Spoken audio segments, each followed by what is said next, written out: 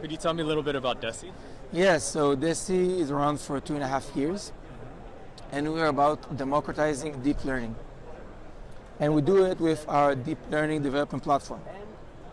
And basically, what we offer is the ability to create tailor-made architectures for your specific production needs. And you can think about it, why do I need that? So most companies that are not the big corporations use predefined architectures for their needs. If you look at classifications, a lot of times the ResNet family, and if we look at object detection, it's a lot of the time the YOLO family. Yep.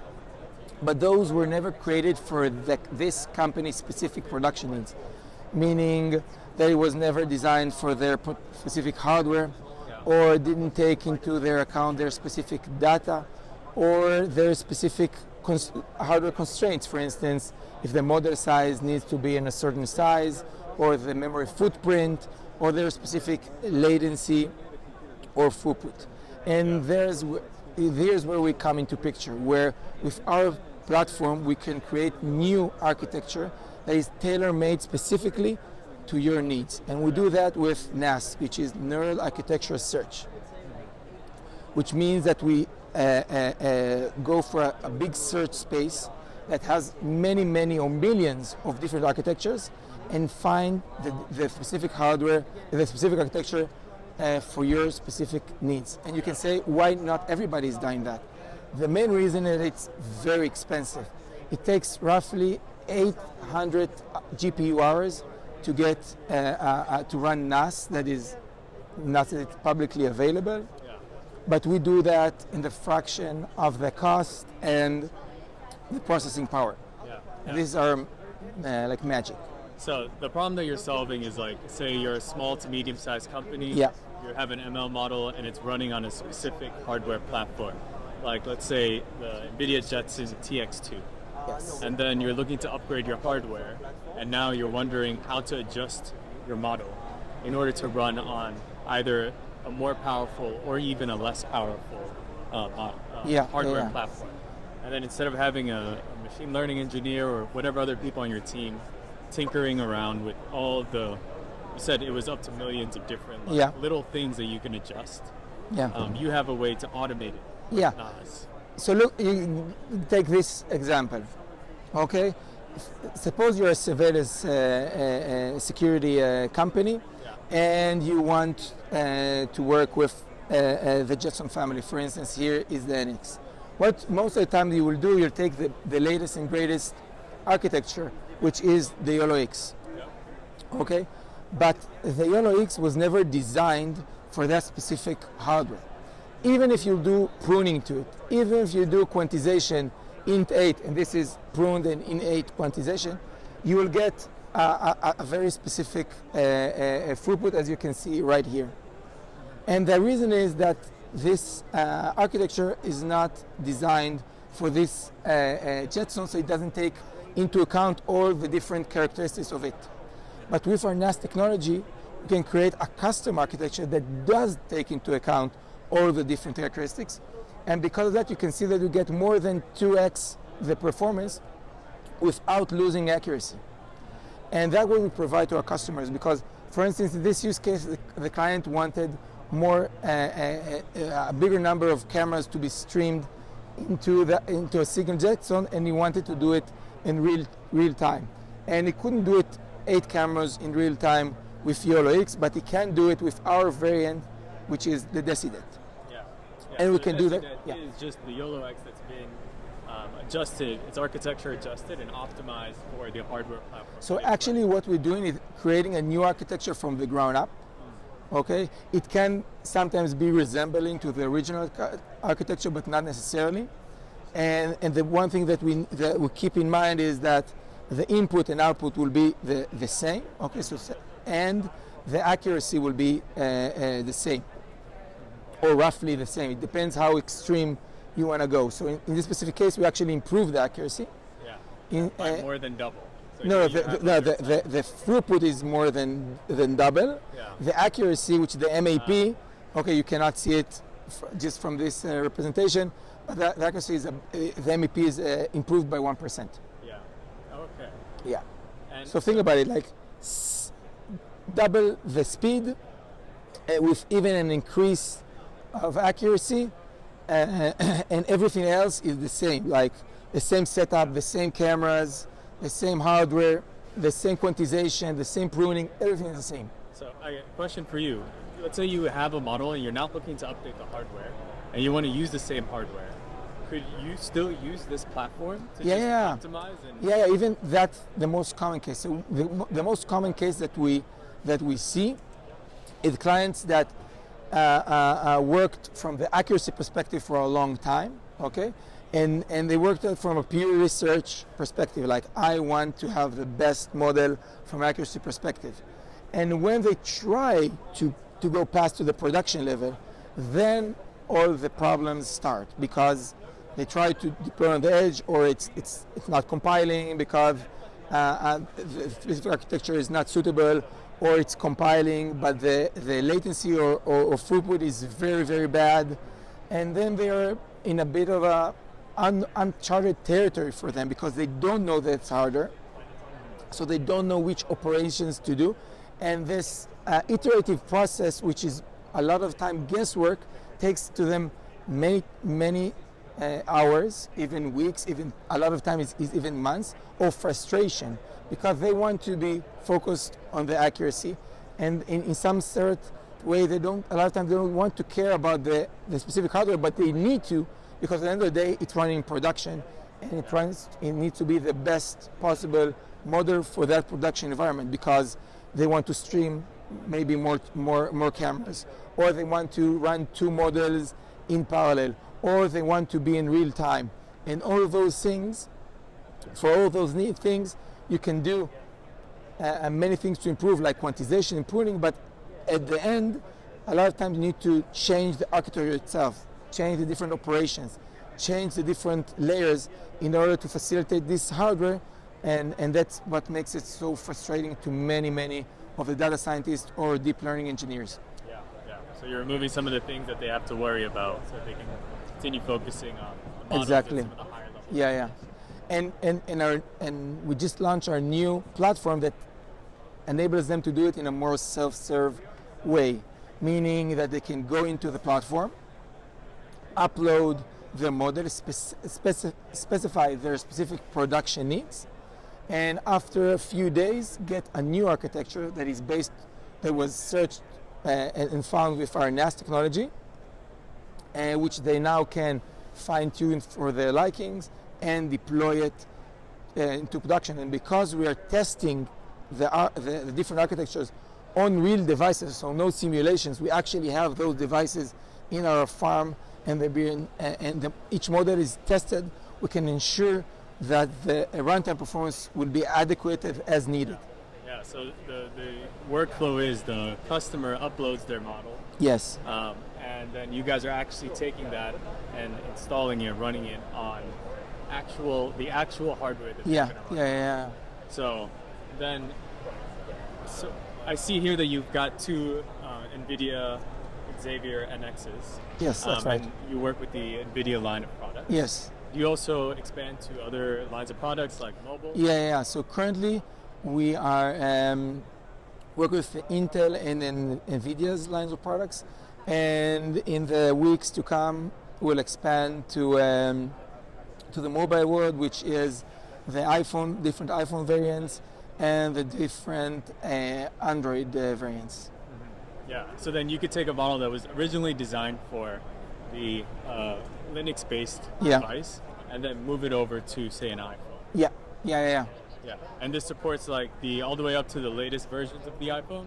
Yeah, so the easy part is the latest versions. Most of the time the difficult part is tackling and enabling on the more lower tier or the more oldest phones. And here we can see two things. One is the customers that are currently working on the cloud, so they do the inference of the mobile phones on the cloud, which has latency problems and privacy problems because the images are uploaded into the cloud. So we don't only save them money where they migrate from the cloud into the mobile phones, We also improve the experience and give the customers a greater ownership of their specific data because it stays on the device, is not being uploaded into the cloud. Yeah, yeah. And what you can see is even now you can deploy, let's say, an app or a program that's running across multiple pieces of hardware. And instead of it being somewhat optimized for each one with whatever bandwidth the company had, you're actually able to fully optimize it for each of these. Yes. That way an iPhone 7 will run the best of its ability without overloading. And the iPhone 11 will also, iPhone 13 will do the same thing. Yeah, so now it depends on the client. We have clients that want a model for each, and we have clients that want the best, the best possible model given certain hardwares, and we're able to facilitate both the demands. So this way it would perform somewhat similar across everything. Yeah. Okay, interesting. And can you walk me through the user interface? Yeah, obviously. So to the user interface there are two parts. One of them is our model zoo, where you can see the state-of-the-art open source architectures. In our case, you can see here the YOLO V5 and the YOLO X variants, and how their performance actually performing on a specific hardware here. Here the Jetson Xavier and X. So can you explain the axes? Yeah, you can see here the latency axis, and the y-axis is the accuracy here calculated by MAP. And we're the first model zoo that is actually hardware aware. So most model zoos are or general or are on specific hardware like the T4 or the V100.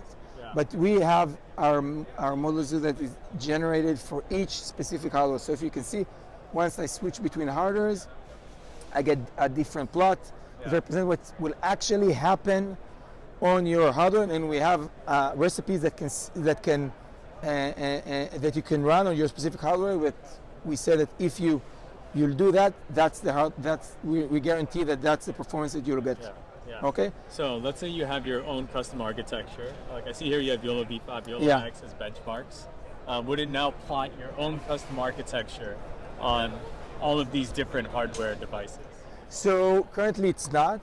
That's something that hopefully will get in the future. The main reason that it's not that we don't want to see your data. So your data is important for you, and a lot of times it's a part of your IP. And because of that, we want to keep it in your premise.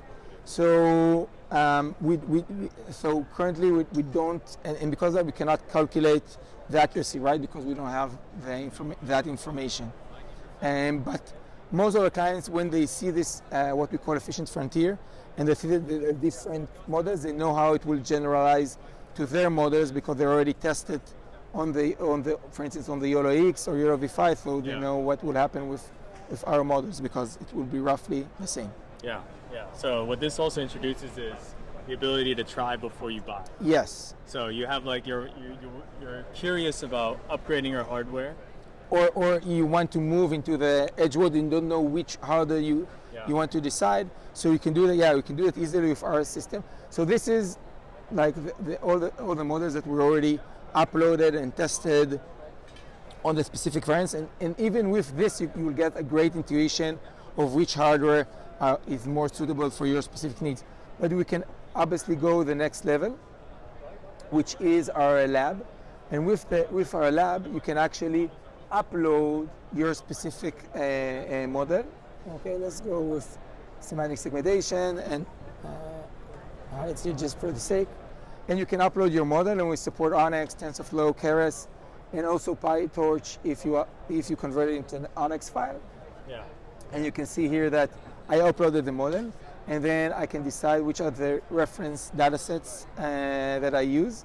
I can enter what is the accuracy on those, and then I can decide which hardware I want to work on. And you can see here all the different variants. Okay, and what is the specific batch size and what quantization level I want to support. And lastly, I want to define what the KPIs, so what I'm looking for in production. Yeah. Okay, for instance, if I look for real time, or I have a specific model size in mind, and I can specify here everything.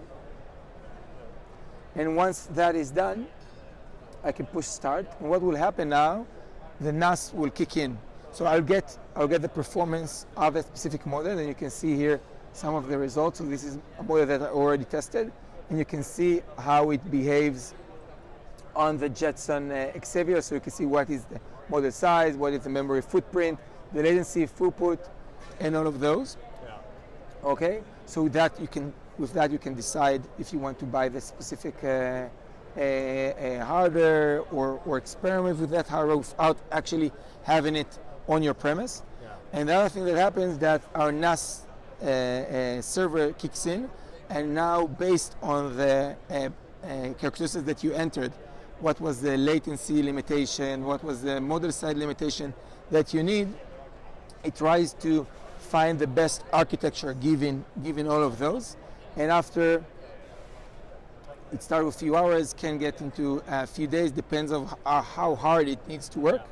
You will be able to download, once it's done, download the specific new architecture.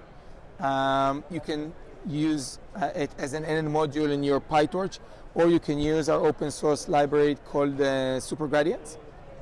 And then you can fine tune it with your specific data, compile, quantize with our system or on your own, and have the best model from an accuracy perspective and from a runtime performance perspective. Yeah. Yeah, so what's interesting is, when you're also trying to evaluate a piece of hardware to buy, you're looking at data sheets, and then you're looking at the tops and all of these other numbers that are being thrown at you. You're trying to figure out which is the best to buy. Yeah. But it doesn't really give you a whole picture of how your system will actually run. Whereas this, I saw that you were able to go to segmentation type of tasks, or it's much more specific to the type of operation you want to run, and it does the side-by-side scoring. There is a nice paper, I think it was by Google, that said that there is no good correlation between those parameters that you mentioned and what will actually happen to a specific model. Because like I said before, this model has its own characteristics. Sometimes they play well with this specific hardware, and sometimes they are not. Because if, for instance, the architecture is a bit, certain layers are a bit too wide, or the network is a bit too deep, for some hardware that will work fine. For others, they will struggle.